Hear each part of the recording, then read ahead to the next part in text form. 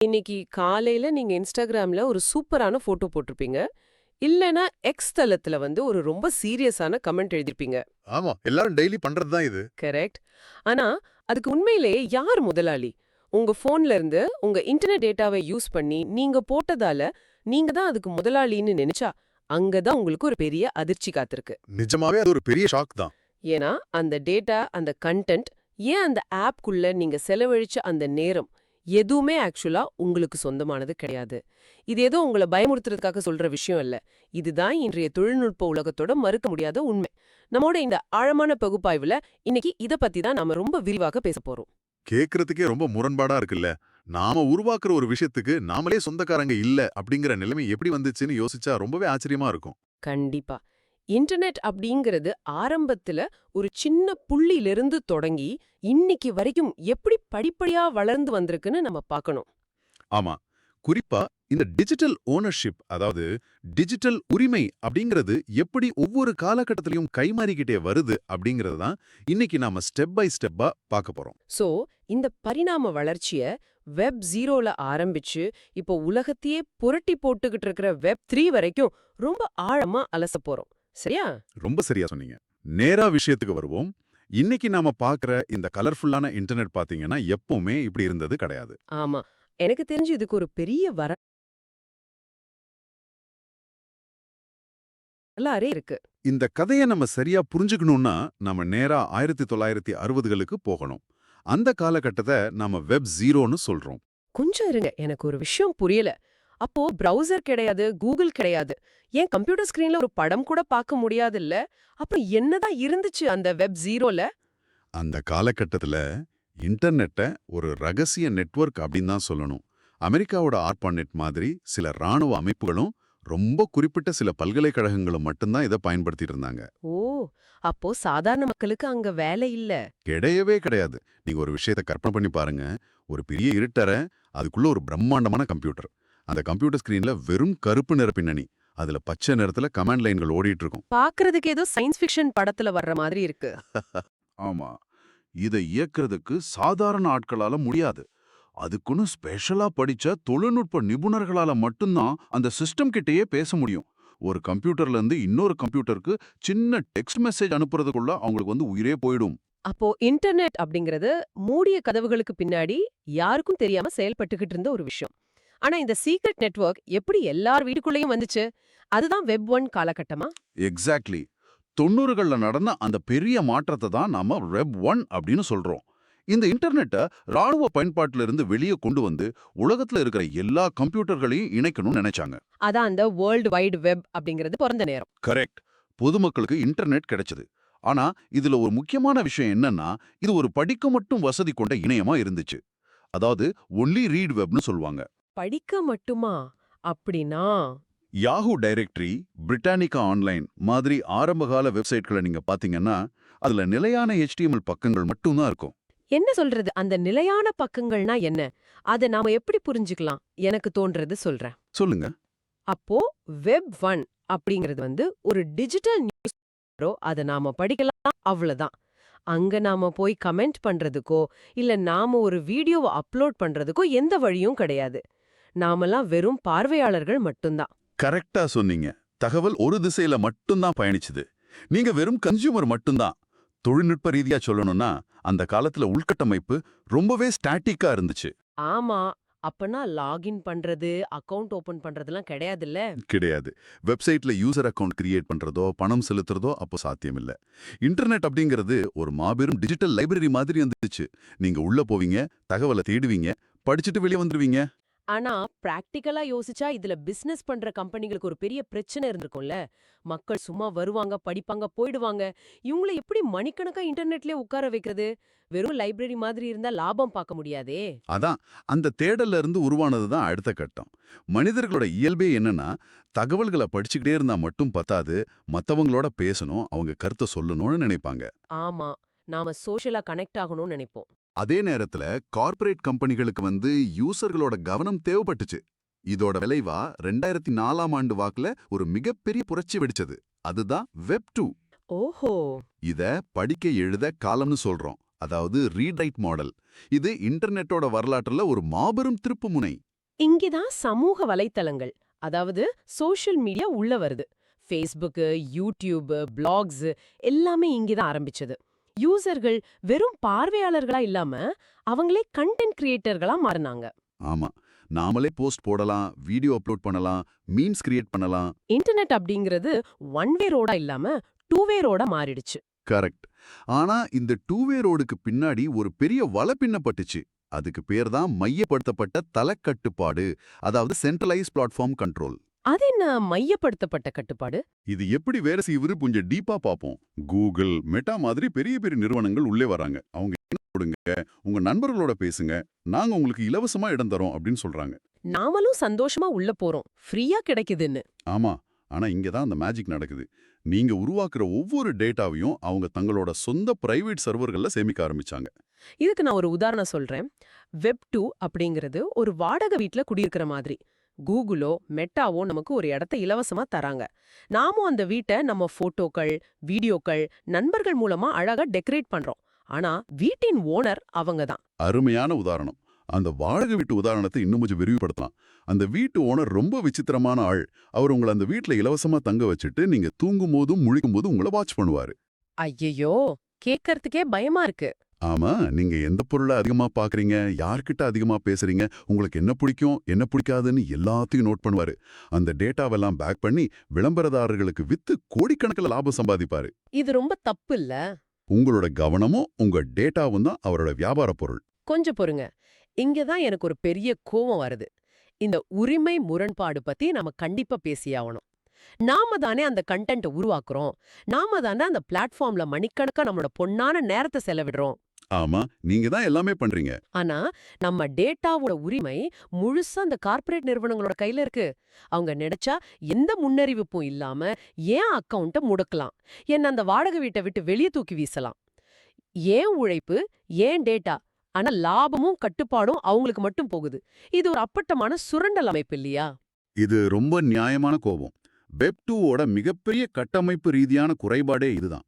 உங்க அடையாளம் அப்படிங்கிறது அந்த பிளாட்ஃபார்ம் உங்களுக்கு கொடுக்கிற ஒரு சின்ன அக்கவுண்ட் மட்டுமே. உங்களுக்கு பிரத்யேகமா எந்த உரிமையும் கிடையாது. அப்போ நாம என்னதான் பண்றது? ரொம்ப சிம்பிளா சொல்லணும்னா, வெப்2ல நீங்க ஒரு வாடிக்கையாளர் கூட கிடையாது. நீங்க தான் அங்க விற்கப்படும் ப்ராடக்ட். உங்க டேட்டாவை வித்து தான் உங்க சர்வர்கள் ஓடுது. இப்படி நம்ம டேட்டாவ அவங்க இஷ்டத்துக்கு யூஸ் பண்றத பார்த்துட்டு மக்கள் சும்மா இருப்பாங்களா? இந்த உரிமை முரண்பாட்டை உடைக்கணும், அதிகாரத்தை பெருநிறுவனங்கள் கிட்ட இருந்து பிடுங்கி யூசர்கள் கிட்டயே திரும்ப கொடுக்கணும் அப்படிங்கிற அந்த தேடல்ல இருந்து வந்ததுதான தொழில்நுட்பத்தின் அடுத்த அவதாரம். ஆமா, அதான் வெப்3. இதுக்கு உரிமை காலம்னு ஒரு பேர் வச்சிருக்கீங்களே, அது என்ன? வெப்3 அப்படிங்கிறது ஒரு தொழில்நுட்ப மாற்றம் மட்டும் இல்ல. அது ஒரு தத்துவார்த்தமான புரட்சி. இத படிக்க, எழுத உரிமை கொள்ள காலம்னு வரையறுக்கிறாங்க. அதாவது ரீட், ரைட், ஓன். அப்போ அந்த வாடகை வீட கான்செப்ட் இங்க மாறிடுமா? கண்டிப்பா. வெப்2ல இருந்த அந்த மையப்படுத்தப்பட்ட மாடலை அடிச்சு நொறுக்கிட்டு பரவலாக்கப்பட்ட ஒரு மாடலை வெப்3 முன்வைக்குது. இங்க கார்ப்பரேட் சர்வர்கள் கிடையாது. நீங்க உருவாக்குற உங்க டிஜிட்டல் அடையாளத்துக்கும் சொத்துக்களுக்கும் நீங்களே நேரடியாக உரிமையாளரா ஆகுறீங்க. ஐடியா ரொம்ப சூப்பரா இருக்கு. ஆனா எனக்கு ஒரு சந்தேகம். இது எப்படி டெக்னிக்கலா சாத்தியம்? கூகுள் மாதிரியோ அமேசான் மாதிரியோ ஒரு மைய சர்வர் இல்லாம என்னோட டேட்டா இணையத்துல எப்படி பாதுகாப்பா இருக்கும்? அது காத்துலயும் மிதக்கும். இதை எப்படி சாத்தியப்படுத்துறாங்க? அதுதான் வெப்3யோட மிகப்பெரிய மேஜிக். இதுக்கு அடிப்படையா அமைவது பிளாக் செயின் தொழில்நுட்பம். பிளாக் செயின் அப்படிங்கிறத ஒரு பொதுவான டிஜிட்டல் லெட்ஜர் அப்படின்னு சொல்லலாம். ஓகே, ஒரு பொதுவான கணக்கு புத்தகம் மாதிரி. ஆமா, அதாவது உங்களோட டேட்டா உலகத்துல இருக்கிற ஒரே ஒரு சர்வர்ல இருக்காது. உலகமெங்கும் பரவி இருக்கிற ஆயிரக்கணக்கான கம்ப்யூட்டர்கள்ல உங்க டேட்டா பிரித்து குறியாக்கம் செய்யப்பட்டு பாதுகாக்கப்படும். அப்போ ஹேக் பண்றது கஷ்டம். ரொம்ப கஷ்டம். அதனால ஒரு கம்பெனியோ அல்லது ஒரு தனிநபரோ நினைச்சா உங்க டேட்டாவை அழிக்கவோ மாத்தவோ முடியாது. ஓ, அப்போ டேட்டா ஒரு இடத்துல இல்லாம பரவலா இருக்கு. சரி, இதுல இந்த ஸ்மார்ட் ஒப்பந்தங்கள் அப்படின்னு ஒன்னு சொல்றாங்களே, அதாவது ஸ்மார்ட் கான்ட்ராக்ட்ஸ், அது என்ன வேலை செய்யுது? ஸ்மார்ட் கான்ட்ராக்ட்ஸை புரிஞ்சிக்க நாம ஒரு வெண்டிங் மிஷினை உதாரணமா எடுத்துக்கலாம். நீங்க அந்த மிஷினுக்குள்ள காசை போடுறீங்க, உங்களுக்கு பிடிச்ச ஸ்நாக்ஸ் பட்டனா அழுத்துறீங்க, ஸ்நாக்ஸ் வெளியே வருது. ஆமா, உள்ள யாரும் உட்கார்ந்து எடுத்து கொடுக்க மாட்டாங்க. கரெக்ட். உள்ள எந்த ஒரு ஆளும் உட்கார்ந்துகிட்டு உங்களுக்கு பொருளை எடுத்து கொடுக்கல. அந்த மிஷினுக்குள்ள இருக்கிற மெக்கானிசம், அதாவது கோடு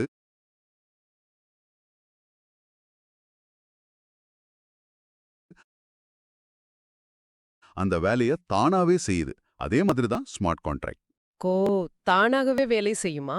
ஆமா, குறிப்பிட்ட நிபந்தனைகள் பூர்த்தியானால் தானாகவே இயங்கும் குறியீடுகள் இவை. இது மூலமா ஒரு பண பரிவர்த்தனையோ அல்லது டேட்டா பரிமாற்றமோ நடக்கும்போது நடுவுல ஒரு பேங்க், ஒரு வக்கீல் அல்லது ஒரு பிளாட்ஃபார்ம் மாடரேட்டர் மாதிரியான இடைத்தரகர்களின் தேவையே முற்றிலும் நீக்கப்படுது. இத பார்க்கும்போது எனக்கு ஒண்ணு தெளிவா புரியுது. வெப் 2 அப்படிங்கிறது நம்ம முன்னாடி பேசின மாதிரி ஒரு வாடகை வீடு. ஆனா வெப் 3 அப்படிங்கிறது அந்த வாடகை வீட்டை நாமே சொந்தமா விலைக்கு வாங்குறதுக்கு சமம். அந்த வீட்டோட முழு உரிமையும் பத்திரமும் நம்ம பேர்ல இருக்கும். சரியா? 100% சரி. ஆனா பாத்தீங்கன்னா, இத நிர்வகிக்க உங்களுக்கு ஒரு சாவி வேணும் இல்லையா? அதுதான் உங்களோட கிரிப்டோ வாலெட்கள். உதாரணத்துக்கு மெட்டாமாஸ்க் மாதிரியான வாலெட்கள். யூசர் நேம் பாஸ்வேர்ட் மாதிரி தானே இதுவும்? வெப் 2ல நீங்க லாகின் பண்ண யூசர் நேம், பாஸ்வேர்ட் போட்டீங்க. ஆனா வெப் 3ல உங்களோட அடையாளமே உங்களோட வாலெட் தான். இதுல எந்த மூன்றாம் நபரும் தலையிட முடியாது. அடுத்ததா டோக்கன்கள் பத்தி பார்க்கணும். டோக்கன்ஸ்னா இந்த NFTs அப்படின்னு சொல்றாங்களே அதுவா? ஆமா, உங்க டிஜிட்டல் சொத்தின் உரிமையை நிரூபிக்க NFTகள் பயன்படுது. அதாவது இன்டர்நெட்ல இருக்கிற ஒரு படம் ரைட் கிளிக் பண்ணி சேவ் பண்ற படம் இல்ல. அது உண்மையிலேயே உங்களுக்கு தான் சொந்தம்னு நிரூபிக்கிறது இந்த NFT தான். பண பரிவர்த்தனைக்கு ஸ்டேபிள் காயின்கள் பயன்படுது. அப்போ கம்பெனி ஓனர்கள், CEOகள்லாம் இங்க கிடையாதா? ஒரு பிளாட்ஃபார்மை யாரெல்லாம் ரன் பண்ணுவா? அதுக்கு தான் DAO அப்படின்னு ஒரு அமைப்பு இருக்கு. அதாவது டீசென்ட்ரலைஸ்ட் ஆட்டோனாமஸ் ஆர்கனைசேஷன்ஸ். ஒரு கார்ப்பரேட் போர்ட் ரூம்ல உட்கார்ந்துகிட்டு 10 பேர் முடிவெடுக்கிறதுக்கு பதிலா அந்த நெட்வொர்க்கை பயன்படுத்துற மக்கள் எல்லாரும் சமூகமா இணைந்து வாக்கெடுப்பு மூலமா முடிவுகளை எடுப்பாங்க. வாக்கெடுப்பு மூலமாவா? சூப்பர்! ஆமா, ஒரு திட்டத்தை கொண்டு வரணுமா வேண்டாமா என்பதை அந்த பிளாட்ஃபார்மை பயன்படுத்துபவர்களே தங்களோட டோக்கன்கள் மூலமா ஓட்டு போட்டு முடிவு பண்ணுவாங்க. முதலாளி இல்லாத ஒரு டிஜிட்டல் கம்பெனி மாதிரி இது இயங்கும். இது கேட்கறதுக்கு ஒரு சயின்ஸ் ஃபிக்ஷன் படத்துல வர்ற மாதிரி ரொம்ப ஆச்சரியமா இருக்கு. ஆனா எனக்கு இங்க ஒரு பெரிய கேள்வி வருது. சொந்த வீடு வாங்குறது கேட்கறதுக்கு ரொம்ப சந்தோஷமா இருக்கு. ஆனா ஒருவேளை கூரை ஒழுகுச்சுன்னா, வாடகை வீடுனா வீட்டு ஓனருக்கு ஃபோன் பண்ணி சத்தம் போடலாம். அவர் வந்து சரி பண்ணி தருவார். ஆனா சொந்த வீடுனா மழையில நனைஞ்சுக்கிட்டே நாம தான் ஏறி அதை சரி பண்ணணும். அதே மாதிரி இந்த இடைத்தரகர்கள் இல்லாத வெப் 3 உலகத்துல என்னென்ன கட்டமைப்பு அபாயங்கள் இருக்கு? அத பத்தி நாம கண்டிப்பா பேசியே ஆகணும். நிச்சயமா, எந்த அளவுக்கு சுதந்திரம் கிடைக்குதோ அதே அளவுக்கு பொறுப்பும் ஆபத்துகளும் வெப் 3ல அதிகம். முதல்ல ஸ்மார்ட் கான்ட்ராக்ட் ஹேக்கிங் பத்தி சொல்லணும். ஓ, அந்த வெண்டிங் மிஷின் கோட்ல பிரச்சனை வருமா? ஆமா, நாம முன்னாடி பார்த்த அந்த வெண்டிங் மிஷின் கோட்ல சின்னதா ஒரு பிழை இருந்தா கூட போதும், ஹேக்கர்கள் அந்த பிழையை பயன்படுத்தி உள்ள இருக்கிற மொத்த பணத்தையும் அல்லது டேட்டாவையும் திருடிட்டு போயிடுவாங்க. திரும்ப மீட்டெடுக்க முடியாதா? முடியாது. அந்த கோடை திரும்ப மாத்தவோ திருடு போன பணத்தை அன்டூ பண்ணவோ எந்த வழியும் கிடையாது. ஏன்னா பிளாக் செயின்ல பதிவான விஷயத்தை அழிக்க முடியாது. அது ரொம்ப ஆபத்தான விஷயமாச்சே. வேற என்னென்ன மோசடிகள் நடக்குது? அடுத்ததா ரொம்ப ஃபேமஸான ஒரு மோசடி இருக்கு. அதுக்கு பேரு ரக் புல். அதாவது ஒரு குரூப் சேர்ந்து ஒரு புதிய கிரிப்டோ அல்லது NFT ப்ராஜெக்டை ரொம்ப ஹைப் பண்ணி ஆரம்பிப்பாங்க. மக்கள் எல்லாரும் அதுல லட்சக்கணக்கில் பணத்தை முதலீடு பண்ணுவாங்க. அப்புறம் என்னாகும்? ஏமாத்திடுவாங்களா? ஆமா, ஒரு கட்டத்துல அந்த ப்ராஜெக்டை ஆரம்பிச்சுவாங்க. மொத்த முதலீடையும் சுருட்டிக்கிட்டு வெப்சைட்டை மூடிட்டு தடையுமே இல்லாம காணாம போயிடுவாங்க. இது ஒரு டிஜிட்டல் ஹிட் அண்ட் ரன் மாதிரி. கேட்கறதுக்கே பகீர்னு இருக்கு. இது தவிர கிரிப்டோ சந்தையில இருக்கிற அதீத விலை ஏற்ற இறக்கங்கள் ஒரு சாதாரண மனிதரை ஒரே நாள்ல கோடீஸ்வரனாகவும் ஆக்கும், நடுத்தருவுக்கும் கொண்டு வரும். இது எல்லாவற்றுக்கும் மேலாக அரசுகளின் ஒழுங்குமுறை நிச்சயமற்ற தன்மை இங்க ஒரு மிகப்பெரிய சிக்கலா நீடிக்குது.